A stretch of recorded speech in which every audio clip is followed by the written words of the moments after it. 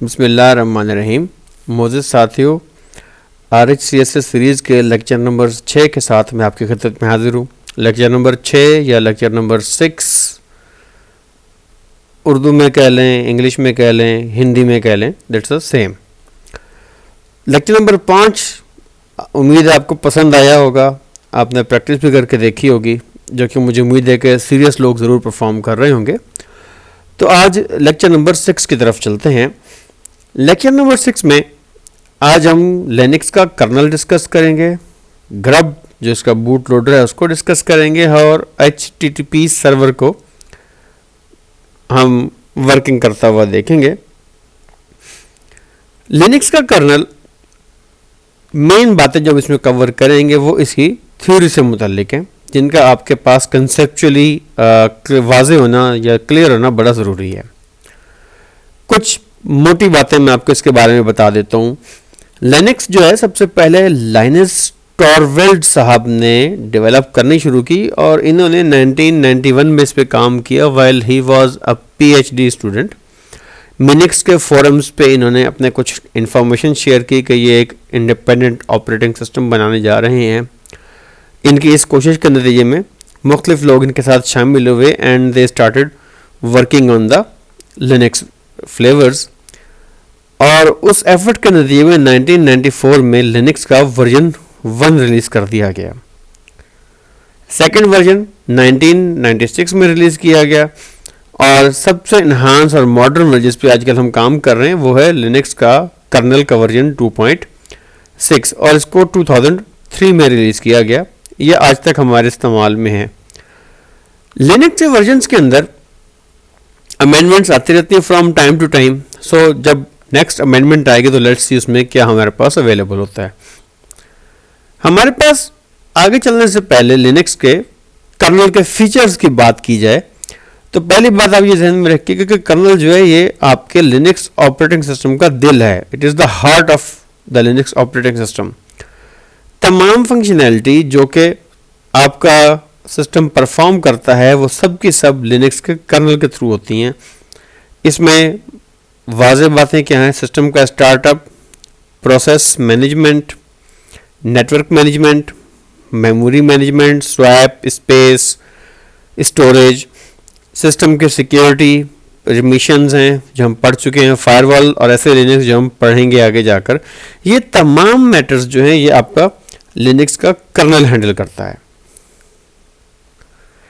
Linux के colonel की versioning जो है किस तरह की जाती है कि major dot minor dot patch dash build number dot enterprise Linux ELX dot architecture which is sometimes most of the time x686/64 या आइटेनियम या जो भी प्रोसेसर का मॉडल होगा उसके साथ चेंज होती है।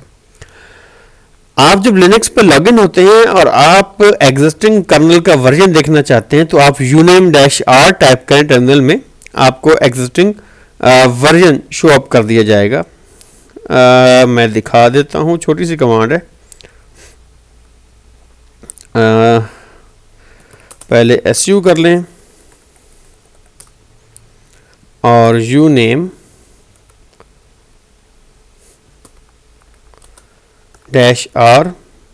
तो ये आपके सामने अपना लिनक्स का वर्जन पूरी डिटेल के साथ शो हो जाएगा।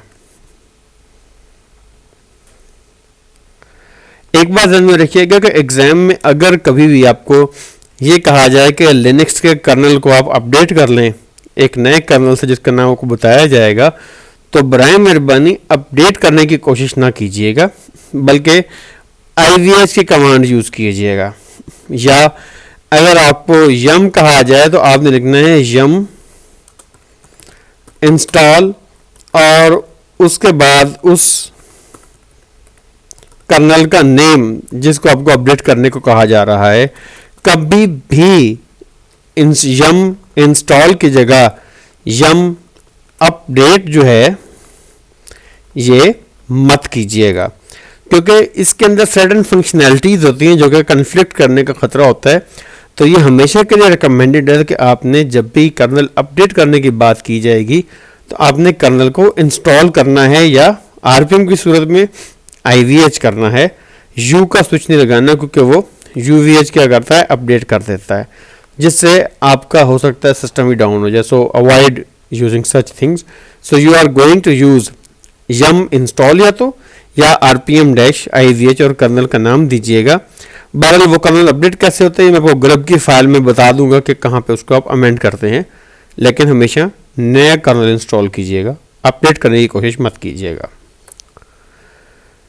लिनक्स का कर्नल फंक्शनैलिटी के लिहाज से आर्किटेक्चर वाइज मोनोलिथिक है. इससे मुराद ये है कि कर्नल खुद टेक ओवर कर लेता है और आपका प्रोसेस OS जो है वो उस कर्नल के अंदर चल रहा होता है. तो ये एक आपको एक तरह से ज़्यादा सिक्योरिटी मुहैया करता है. कर्नल रन टाइम पे आपके डिवाइस ड्राइवर्स के मॉड्यूल लोड और अनलोड भी करता रहता है. आसान सी एग्जांपल है, आप डिस्क लगाएं, डिटेक्ट हो जाएगी, डिस्क उतारें, अनडिटेक्ट हो जाएगी. USB लगाएं, डिटेक्ट होगी, माउंट हो जाएगी, उतारें, अनडिटेक्ट अनमाउंट होगी और अनडिटेक्ट हो जाएगी. आपको कर्नल के मॉड्यूल देखने हैं, आप /lib/मॉड्यूल में कर्नल वर्जन नंबर पे जाएं और उसके अंदर आपको इसके सारे अवेलेबल मॉड्यूल्स नज़र आ जाएंगे. लोकेशन कर्नल कहाँ पड़ा होगा, आपका जो कर्नल है वो /boot की डायरेक्टरी में मिलेगा और वहाँ पे इसका नाम --VM लाइनर्स आगे इसका नाम लिखा हुआ नज़र आ जाएगा आपको. CD/boot ls करें. ये जनाब आपके कर्नल का इमेज साहब पड़े हुए, ये है VM लाइनर आपका. ये कंप्रेस्ड इमेज है जो कि बूट टाइम पर अनकम्प्रेस किया जाता है और आपका कर्नल जो है वो बूट टाइम पे रीड करके बूट करता है आपका सिस्टम को और सारा सिस्टम टेक ओवर कर लेता है. कर्नल जब चलता है तो उसको अपने कामों को भी सर अंजाम देना होता है. उसके लिए वो 3 मेजर डायरेक्टरीज क्रिएट करता है.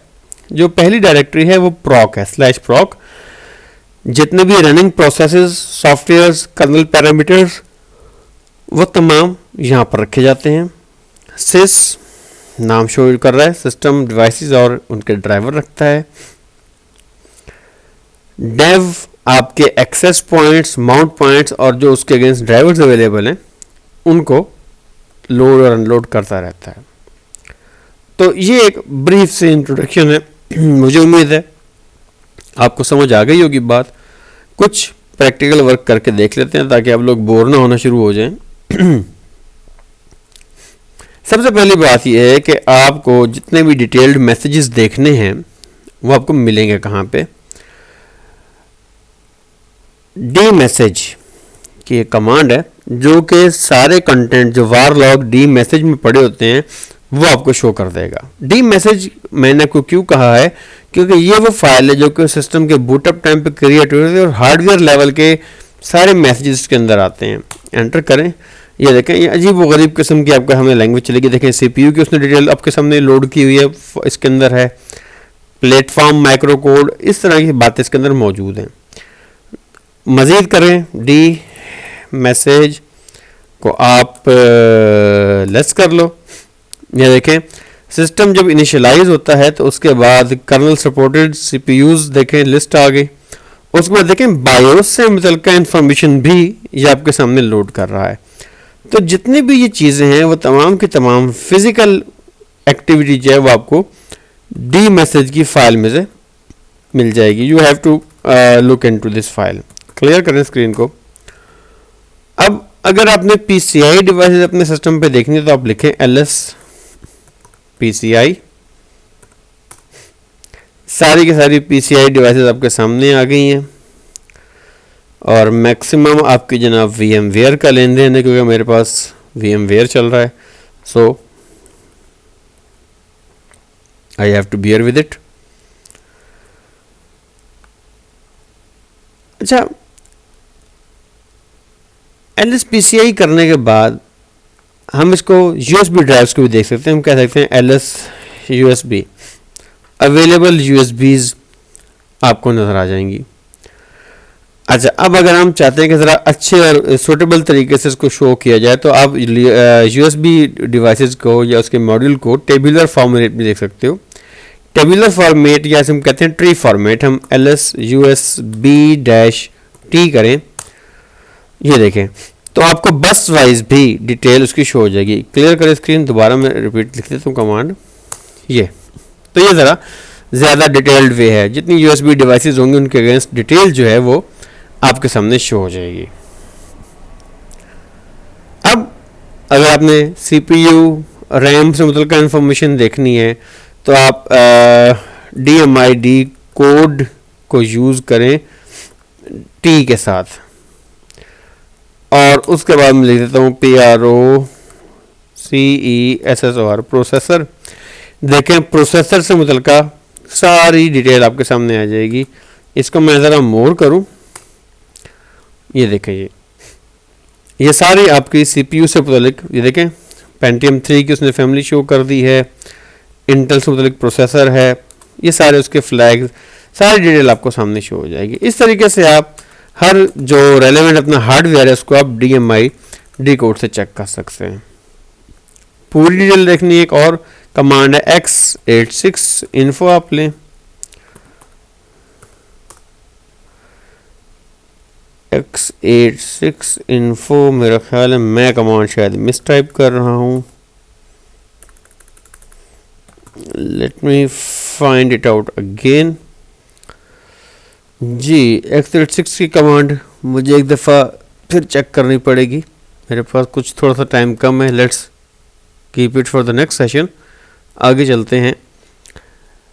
कर्नल के मॉड्यूल्स अगर आपने देखने हैं तो उसके लिए हम कमांड यूज़ कर देते हैं lsmod।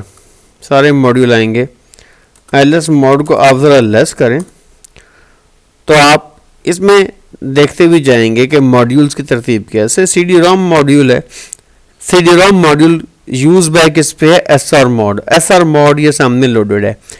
ये आपको जो लिस्ट दिखा रहा होगा इसमें आपको ये पता लगेगा कि जो मॉड्यूल आपके सामने है ये फर्दर किस मॉड्यूल पर डिपेंडेंट है। ये बात ध्यान में रखिएगा कि अगर पेरेंट मॉड्यूल को आपने अनलोड कर दिया तो चाइल्ड मॉड्यूल खुद ब खुद अनलोड भी हो जाएगा। ऐसा मुराद ये कि अगर मैंने SR mod को अनलोड किया ना तो CD-ROM खुद ब खुद मेरे पास से अनलोड हो जाएगी, और ये काम रन टाइम पे होता रहता है। अच्छा, अगर आपने किसी भी मॉड्यूल की डिटेल लेनी है तो उसको आप mod info से लेंगे, mod info SR_mod करो, लेसन्स GPL है, फाइल इधर पड़ी है, एलियस है, इसका जी ड्राइव है, ब्लॉक है, इसका जी CD-ROM ड्राइवर है। अब हम एक छोटे से एग्जांपल लेते हैं। मैं इस मॉड्यूल को अनलोड कर देता हूँ जो कि SR mod है जिस पर CD-ROM बेस्ड है। तो मैं कहता हूँ mod prob-r for removal -v verbose करें, मुझे किसको करें, मुझे जनाब ऐसे मॉड को करें। जी इसने रिमूव कर दिया मॉड्यूल। अब ज़रा lsmod करें और इसका बल्कि आसानी के लिए करवाएं grep SR_mod। मॉड्यूल गायब है, आप सिंपल lsmod करके देख लें और lsmod को आप लेस करो। अब देखो आपको SR_mod और उसके साथ CD-ROM आपकी गायब है इस वक्त। यहाँ पे से हमने दोबारा मॉड्यूल लोड करना है तो अब फिर हम mod prob यूज़ करेंगे, mod prob SR_mod। अब आप करें दोबारा, देखें जी ये SR mod और CD-ROM जो है ये दोबारा आपके सामने आ गए हैं। सो दिस इज़ हाउ कि आप अपने रेलेवेंट मॉड्यूल्स को भी लोड और अनलोड कर सकते हैं with the help of mod prob command. अच्छा, अब आपने मॉड्यूल्स देखने हैं कहाँ पे हैं, तो हम करेंगे ls/lib/modules 2.6 आ गया / जनाब इसकी कर्नल, और कर्नल में देखें ये सारे के सारे आपके सामने फॉर्म्स के लोडेड हैं। इनके अंदर आप जाकर सारे मॉड्यूल्स देख सकते हैं। वज़ीद डिटेल लेनी है तो आप मैन की कमांड के थ्रू भी इनको चेक कर सकते हैं। इन्फो की कमांड में भी आपको इन तमाम चीज़ों की हेल्प मिल जाएगी। अगर आप देखें तो कर्नल से मुतल्लिक़ सारे उसके driver, file system, kernel itself, libraries, network, sound, cryptography, जो सिक्योरिटी से मुतल्लिक़ आर्काइविंग, ये सारी चीज़ें आपको यहाँ पर नज़र आ रही। अच्छा जी, एक कदम आगे चलते हैं और कर्नल के अपडेट करने के बाद मैंने आपको ऑलरेडी बता दी है, कर्नल के ग्रब की तरफ आते हैं। ग्रब साहब कहाँ पे होते हैं? CD, चलें जी, आसान काम करते हैं इसी ज़माने। हमें कहते हैं लोकेट grub.conf, मैंने लोकेटेड कर दिया, LOCATE, लोकेट करें।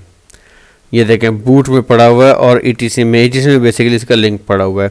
लोकेट कमांड क्या करती है? ये सर्च कर देती है आपकी डेटाबेस को, सिस्टम के वजह मेंटेन की जा रही है तमाम फाइल्स और उसके इंडेक्सेस की। अगर लोकेट सही तरह काम ना करे तो आप लिखें अपडेट DB, ठीक है।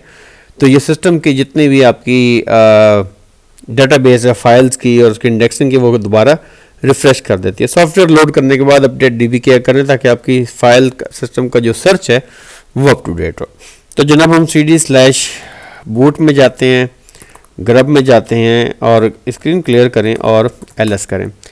grub.conf जनाब पर मौजूद है, VI करें grub.conf, ये आपके सामने फाइल है। अच्छा मेरे दोस्तों, अभी मेरे पास दूसरा कर्नल मौजूद नहीं है। जब आप rpm-ivh करोगे या yum इंस्टॉल करोगे तो कर्नल एक यहाँ पर और आ जाएगा, इस कर्नल के ऊपर आएगी वो एंट्री, ये भी ध्यान में रखिएगा। जो भी नया कर्नल इंस्टॉल करेंगे वो ऊपर होगा, जो पुराना होगा वो हमेशा नीचे होगा।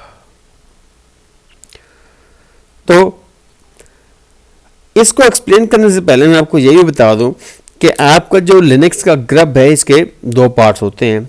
जो पहला पार्ट है वो एक बड़ा छोटा सा नन्हा मुन्ना प्रोग्राम होता है जो कि आपके बूट सेक्टर के पहले 446 बाइट्स के अंदर होता है। जब बायोस रन करती है तो वो इस सेक्टर को पढ़ती है और यहाँ से आपका बूट लोडर जो है वो अपने आप को एग्जीक्यूट करता है जी।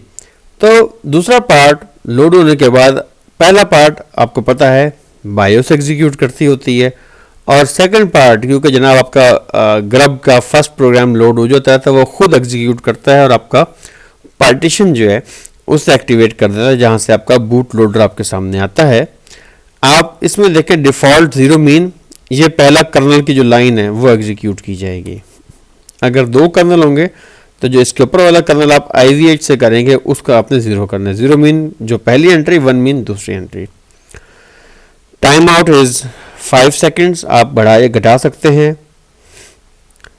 स्प्लैश इमेज, एक इमेज आएगी, आप इमेज अगर बदल दो तो इमेज आपके डिस्प्ले पे जो रेड कलर की या ग्रीन कलर की आती है वो चेंज हो जाएगी। टाइटल आपके सामने है, आप इसे अमेंड कर सकते हैं, और ये आपके लिनक्स कर्नल के लोड होने के सारे पैरामीटर्स हैं। यहाँ पे जो आपके लिए ज़्यादा कॉम्प्लिकेटेड थोड़ी सी बात की जा सकती है सिक्योरिटी के पॉइंट ऑफ व्यू से, जो आप कर सकते हैं वो ये है कि आप अपने कर्नल पे पासवर्ड लगा दें ताकि कोई भी शख्स विदाउट पासवर्ड दिए आपके सिस्टम को बूट ना कर सके। पासवर्ड देने के लिए हम जो कमांड लिखते हैं वो है grub-md5 crypt, एंटर करें, पासवर्ड दें जो आप रन टाइम पे देना चाहते हैं, और इसने एक नंबर जनरेट कर दिया। इस नंबर को आप कॉपी करें, यहाँ से कॉपी कर दिया, और उसके बाद जो आपकी बूट की स्क्रीन है यहाँ पे आ जाएं और यहाँ पे आप लिखें पासवर्ड -MD5 स्पेस दें और यहाँ पे आप कोड पेस्ट कर दें। अब नतीजा ये निकलेगा कि जब आपका सिस्टम बूट करेगा तो वो यूज़र से पासवर्ड मांगेगा, और पासवर्ड देने के बाद ही आपका जो कर्नल है वो फर्दर मेन्यू शो करेगा और आपका सिस्टम बूट करेगा। सो दिस इज़ हाउ कि आप अपना ग्रब भी सिक्योर कर सकते हैं। और जो मैंने आपको डिफ़ॉल्ट 0 या 1 का तरीका बता दिया उसको काइंडली ध्यान में रखिएगा। मेरे पास क्योंकि फ्रेश कर्नल नहीं है तो मैं आपको कर्नल डेमोन्स्ट्रेट करने का ना तो ख़तरा ऐसा मोल ले सकता हूँ और ना ही इस पोजीशन में हो कि मेरी ये छोटी सी लैब उसके पीछे कोई गड़बड़ कर बैठे। सो आई होप आपको मेरी बात क्लियर हो गई होगी। नेक्स्ट टॉपिक हमारे पास है वो है आपका वेब सर्वर, जो मशहूर ज़माना है, और वेब सर्वर के मशहूर ज़माना होने की वजह से किसी वक्त भी आप मसले में फंस सकते हैं। तो लिहाजा है आसान सा, सिंपल सा, आपके एग्जामिनेशन के पॉइंट ऑफ व्यू से बहुत इजी है, लेकिन थोड़ा सा ट्रिकी होता है इसको समझना। तो please be attentive towards it as well. सबसे पहले तो बात ये है कि वेब सर्वर का जो डेमन है वो HTTPD है। पहले तो आप ये चेक कर दें कि ये इंस्टॉल भी है कि नहीं है। आप करेंगे RPM-QA और ग्रैब कर लें HTTPD को। वाओ, इंस्टॉल्ड है। अच्छा, /etc init.d HTTPD स्टेटस साहब रुका हुआ है। ठीक है, आप फटाफट क्या करें जी, हम सबसे पहले ये करेंगे कि मैं आपको उसकी कॉन्फ़िगरेशन फाइल बताता हूँ कहाँ पे होती है। /etc HTTPD में conf ls करें, httpd.conf आप पढ़िए, आप करें vi httpd.conf एंटर करें और सर्च करें DOCUMENT डॉक्यूमेंट रूट का लफ्ज़। सबसे पहले डॉक्यूमेंट रूट देखें, ये डॉक्यूमेंट रूट /var www.html है। ये डिफ़ॉल्ट आपकी रूट डायरेक्टरी है। जितने भी आपकी वेबसाइट्स के डॉक्यूमेंट्स क्रिएट किए जाएंगे वो आप HTML के फोल्डर के अंदर रखेंगे। आप कहीं और भी रख सकते हैं, वो आपका इशू है। इसकी कॉन्फ़िगरेशन आप बाद में मेन पेजेस से भी देख सकते हैं। एक ये वर्ड ढूंढें। दूसरा है डायरेक्टरी जनाब, ये जनाब आपकी एक अदद डायरेक्टरी है। इन डायरेक्टरीज के अंदर हम जो एडवांस सेटिंग्स होती है वहाँ पर अलाउ, डिसअलाउ, अनअलाउ ये सारे काम करते हैं। इसके अलावा डायरेक्टरी करें, नेक्स्ट करें, ये भी डायरेक्टरी है, अगेन डायरेक्टरी है, ये भी डायरेक्टरी की लिस्टिंग है जो आपको कुछ सेटिंग्स बता रही है। डायरेक्टरी इंडेक्स किस किस्म के पेज है, तो यहाँ पे आप index.asp का लिस्ट भी लिख के देख लें, ASPX भी लिख के देख लें।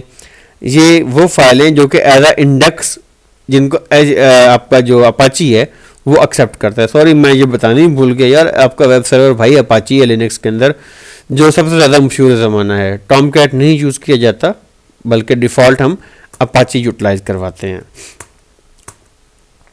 डायरेक्टरी जैसे जैसे नीचे चलती जाएगी इसकी डिफरेंट सेटिंग्स आपके सामने आती जाएंगी।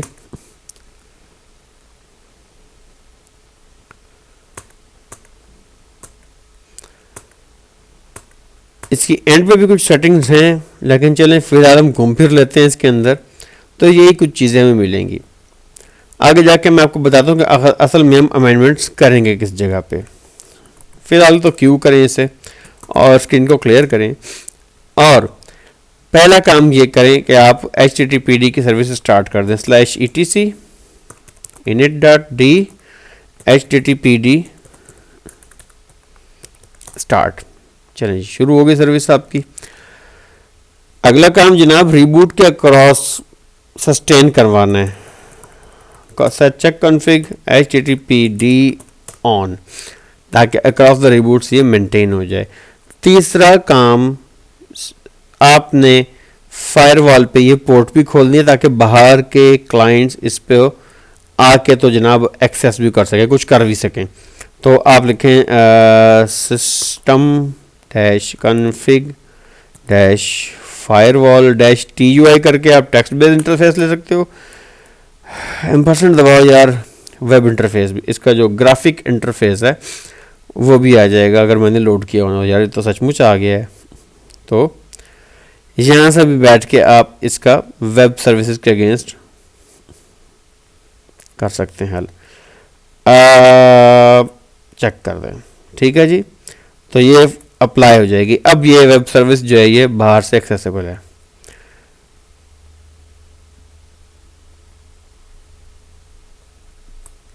यस कर दिया, फायरवॉल सेफ हो गई।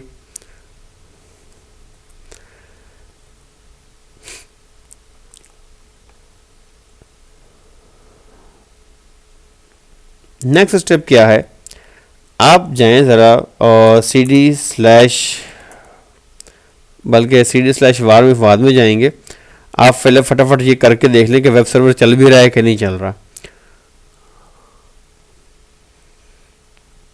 फायरफॉक्स ज़रा स्टार्ट हो जाए, इतनी देर में आप कमांड लिखें और कमांड है नेट स्टैट विच आ गया, ठहरो जी जनाब, नेट स्टैट -NTL। ठीक है, ये देखें जी 80 की पोर्ट जनाब आपकी इस वक्त चल रही है। अच्छा, RD लिखें, इसको लिखें लोकल होस्ट, एंटर करें। देखें अगर वेब सर्वर चल रहा हुआ तो अपाची का ये स्टार्टिंग पेज आपके सामने स्क्रीन पे शो हो जाएगा। इट मीन्स कि जनाब वेब सर्वर बिल्कुल ठीक ठाक खैर खैरियत से चल रहा है। थोड़ी सी अमेंडमेंट करके देख लेते हैं।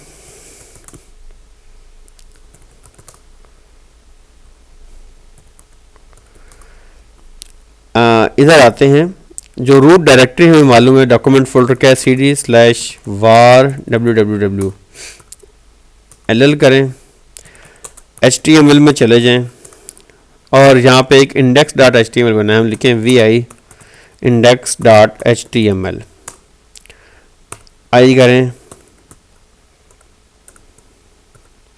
hello RHCSA लिखें, सेव करें। अब कंट्रोल F5 करें, इसको रिफ्रेश करें, देखो हेलो RHCSA लिखा हुआ आ गया। ये आसान तरीन काम है जनाब वेब ब्राउज़र को शो करने का।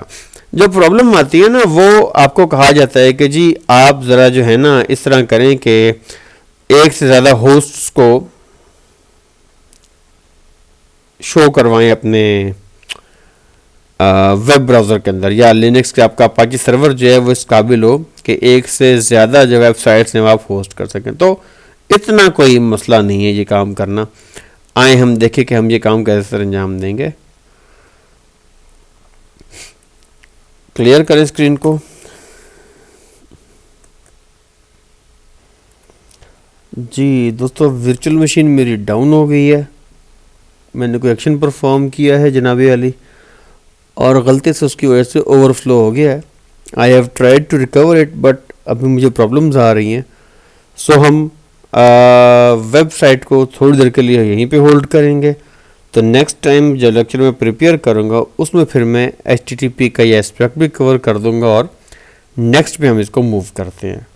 सो उस दौरान में आप कोशिश करें कि हम कर्नल का आप लोग काम मुकम्मल कर लें ताकि मैं आपका मीन टाइम अपनी VM रिकवर करके इस सिस्टम को आगे आपके साथ मूव कर सकूं।